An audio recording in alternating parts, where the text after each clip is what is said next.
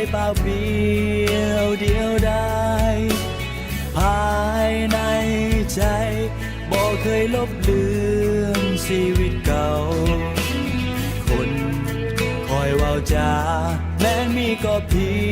ยงแต่เงาข้างกายบ่เคยมีภัย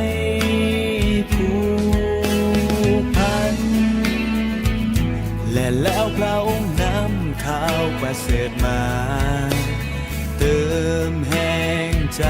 ชีวิตที่บ่มีแห่งใจเคยอ่อนล้าได้ฟื้นคืนเบิกบานพระเยซูทรงเป็นฮักแท้ในใจคอยนำทางคนที่อ้างว้า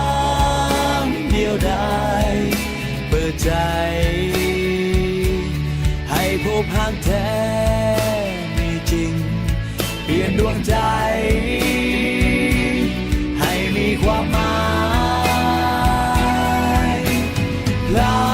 เยซูทรงเป็นฮักแท้ในใจคอยนำทางคนที่อ้างว้างเดียวดาย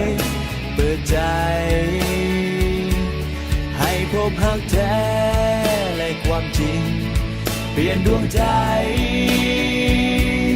เปลี่ยนชีวิตนี้ให้พบฮักใหม่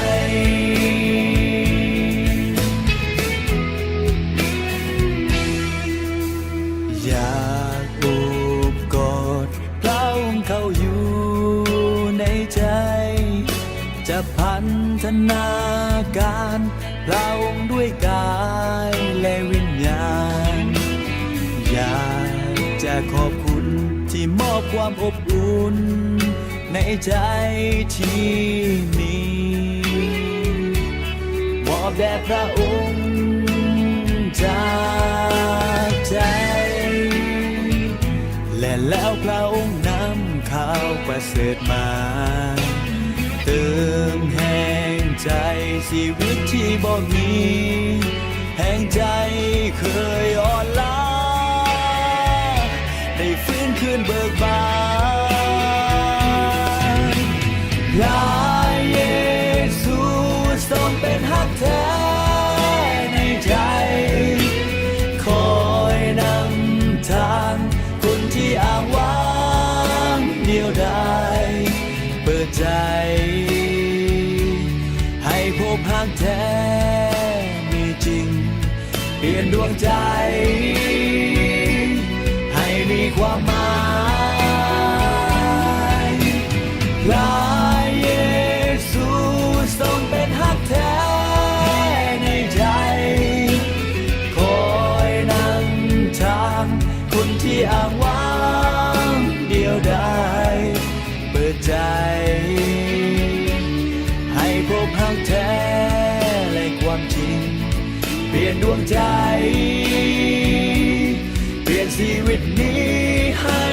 พบฮักใหม่